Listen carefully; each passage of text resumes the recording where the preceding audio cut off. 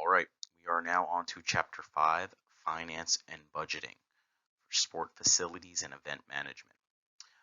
This could be viewed as the most important chapter. I would argue that we could have an entire semester very easily about finance and budgeting for sports management. Alas, I've only have 1 week, 1 chapter to present on finance and budgeting. Um, at the end of the day, financing and budgeting is the be-all, end-all behind business right now. Unless we live in a Star Trekian future, finance and budgeting will remain the be-all, end-all. If you look at like the risk chapter last week, we are going to accept certain risks based on the financial cost they could potentially cause us. If you look at the next chapter when we're bidding on facilities, everything within bidding on sites is predicated upon having appropriate financing in place to pay for a facility or pay for a site. So you can pretty easily see how this chapter really encompasses everything within sports management and is the most important chapter. So what is capital and capital projects? Well, capital simply refers to the money or the funding needed to finance an organization's assets. If we're looking at a capital project, we're looking at a long-term investment project that will increase our organization's assets. Typically in this situation, in this chapter, we're talking about some type of facility. So if an organization wants to build a new facility, this can be extremely costly up front.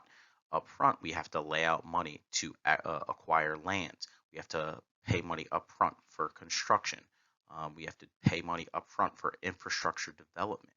Right? So this is an incredible amount of money. So as an owner of an organization or a manager of an organization, we have to figure out how we can get this money and what's the best way to acquire. But before we even go seek out this funding, this finance, we have to figure out whether or not a capital project is actually worth it. Right? That's your job as the manager. Will this capital project increase the value of our organization? So how would we do that? Well, you have to do a little bit of an analysis. A simple thing is cash inflows and outflows.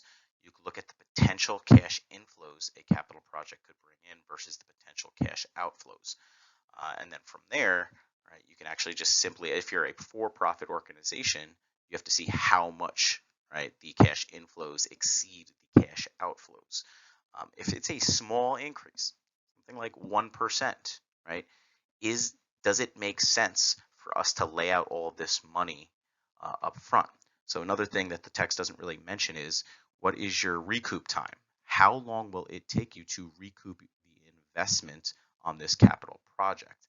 Is it something that's going to take you 50 years to recoup? And if it's only increasing your revenue or your value of your organization by maybe 0.5% or 1%, it's going to take much longer time to recoup your initial investment. So it might not be worth it. Now, there's no line in the sand on whether or not to go after a capital project based on increased value or increased cash inflows, but that's your job as a manager to figure this out. It gets a little more complicated if you are a nonprofit organization. If you're a for-profit organization, we're simply looking at money and simply looking at how much it's going to increase our value. As a nonprofit, you do have a requirement for public service. And people do oftentimes, if they're nonprofits, they will but they will undertake projects even if the cash inflows are less than the cash outflows, because that project might be of special service to the community, right? So that's where it gets a little bit complicated. So once ownership has deemed a capital project as necessary, has deemed that it is worth undertaking, they have to figure out how they're going to finance a capital project. And there's several different ways, one of which is equity finance. Right?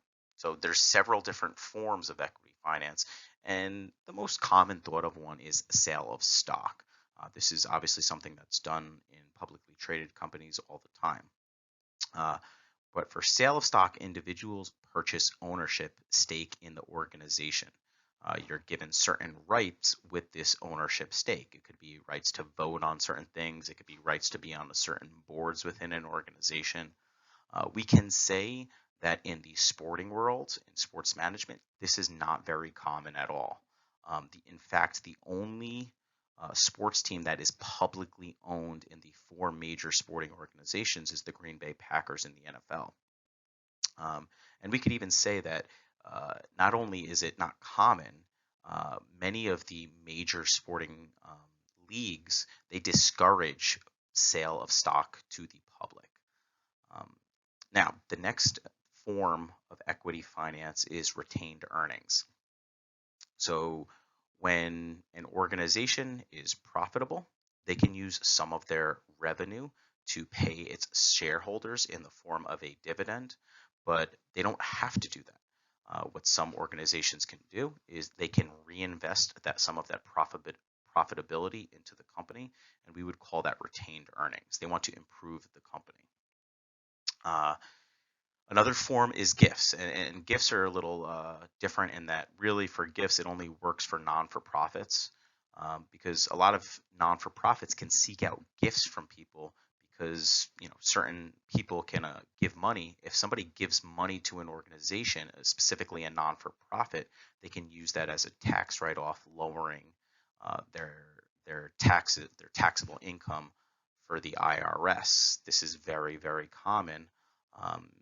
And it's one way people with lots of money manipulate their taxable income. They donate or gift money to non-for-profit organizations. In addition to equity financing, we have debt financing. And this is the more common way we probably think of financing major projects. This is increasing our liabilities or equity. Specifically, we're talking about our liabilities here. So the two forms of debt financing are loans and bonds, and there's various subforms of bonds. Loans are exactly as they sound. We go to a local bank, we go to a private organization like a mortgage broker, mortgage lender. We request a loan. We're given a fixed interest rate, and we have a given time period to repay our loan, just like a car loan, right? A typical car loan is 5 years. We've got an interest rate of, 4 or 5%, and we pay that over the course of the 5 years. Bonds are slightly different. Bonds are typically thought of in terms of local municipalities, right? So your local governing bodies, that could be local, state level, and there's various subtypes. Municipal bonds are one. It's a special type of bonds that may be available for sporting organizations for raising funds. And like I said, these are issued by our state and our local governments. These are attractive for several reasons, right? One major reason is that they are tax exempt for the governing organization or the ownership.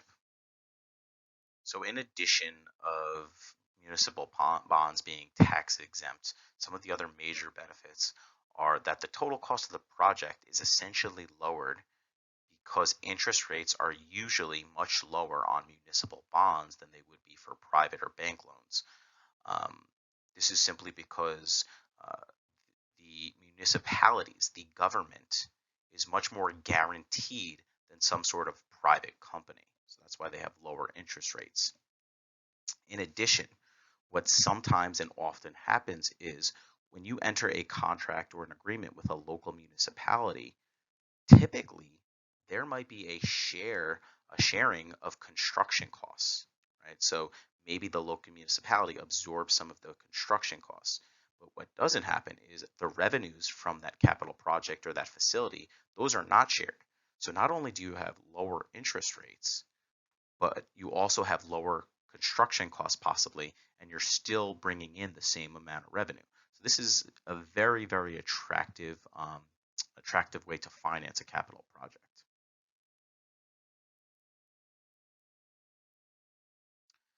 In addition to those, there's some advantages for the local governments to actually give out municipal bonds to sporting organizations. If you think about a sporting organization coming into your town, what's the first thing that you would think of?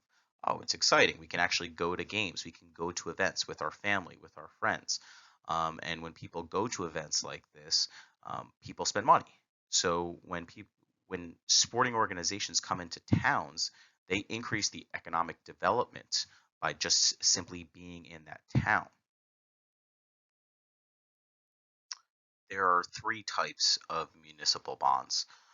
The most common is a general obligation bond. These are bonds, like I said, that are backed or secured by state and local governments, so they are fairly safe. There's some benefits and drawbacks to these, the main benefit being that they're relatively secure. One drawback to a general obligation bond is typically they need to be approved in a vote by the local residents. And what a general obligation bond can potentially do is it can increase local taxes. So sometimes residents might be willing to trade off a small increase in local taxes if it's going to generate entertainment value, if it's going to generate economic value.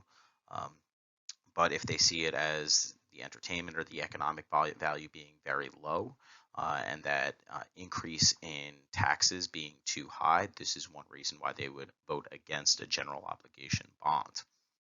Revenue bonds are a little bit different in that revenue bonds typically do not require a vote to be approved. And then there's special tax bonds. Special tax bonds are specifically for some very special services. So some examples are something like cigarettes. They call it sin tax, where they are taxing cigarettes or alcohol at a higher rate. You could tax hotels at a higher rate. And typically, the benefit of something like this is a lot of that additional money is generated from very specific services. So like, if you're taxing hotels, you're typically taxing the tourists coming into an area as opposed to the residents. If you're taxing something like the sin tax, you are taxing the people who choose to purchase more alcohol. So your text talks the first half of the chapter primarily about fundraising and raising funds for capital projects and all the ways we can go about doing this. And the full disclosure is I don't have a tremendous amount of experience raising funds for major projects because that's just not really where my life is. However, budgeting is something that I've had to manage as soon as I started my business. And any one of you, once you are put in any type of managerial role whatsoever, will have to deal with some sort of budgeting.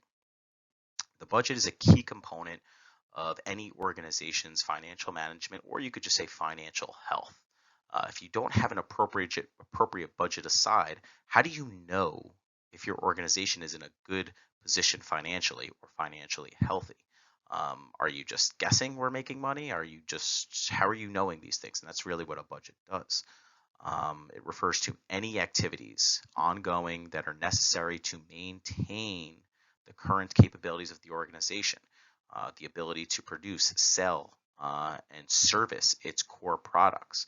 And depending on the organization, this can be a relatively small list or it can be an incredibly massive list. And you'll see in some of the examples. An operational budget authorizes the funds necessary for the day-to-day operations. So typically, you could think of a budget that accounts for things on either a day-to-day basis. You could look at things on a month-to-month basis, or even a yearly operating budget. These can vary, like I said, depending on the nature of the facility or the event. So the book gives you two examples of two different types of budgets, and on the right here is just an example of things that might go on a budget. The first example is what we would call a line item budget, and pretty much here all you do is you list every single thing that is going to cost you money and make you money into specific categories, and then you estimate revenues for each of these different categories. So some categories that I have listed, these are things that are essentially copy and pasted from my budget, short of the actual cost of them. So these are rent at my facility, internet, cleaning supplies, gym equipment, miscellaneous costs, floor hours payroll, PT payroll, Zen Planner, which is my booking service, and insurance. And there are many more. I just copied and pasted a few of them. And what you would do in a line item budget, you would come up with categories that these fit into. I can tell you guys firsthand, um, payroll and rents are the largest expenses of owning a business or operating budget. Um, what essentially happens when you start your own small business, you are typically the only employee, usually depending on how big you start your business. So when you rent a facility, rent is hands down the largest expense on your budget. Now, as your organization increases in size, typically you'll go from 1 employee to 2 to 5 to 10 to 20. That is when payroll can begin to increase its relative size of your operating budget. So early on, when I had my gym, my payroll was incredibly low. My first month or two was for the most part just me. I brought in a friend after a few months, and I wasn't paying him a tremendous amount because he wasn't needed for that many hours. So my payroll was a much smaller percentage of my total operating budget in the first year of my business. Now we're in year 8, and I can tell you that my payroll mirrors my rent expenses within my business. And obviously, when you scale this up to other major businesses, you can see how payroll can easily be the biggest expense for a business.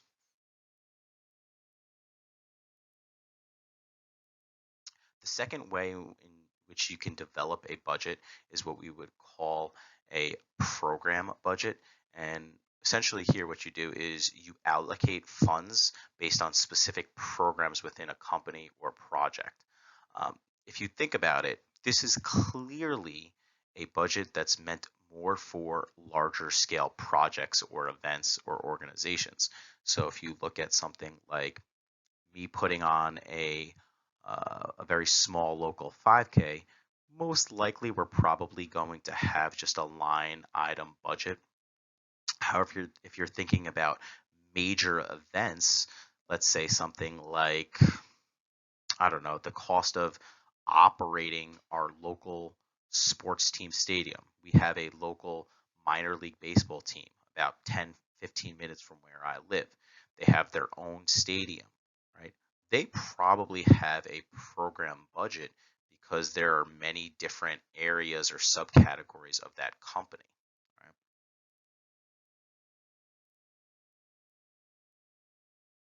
The budget, right, is a tool to help improve that financial health. So it's imperative that that organization aligns it with the company's strategic plan.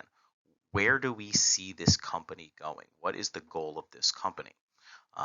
We have two ways in which we can budget or allocate funds.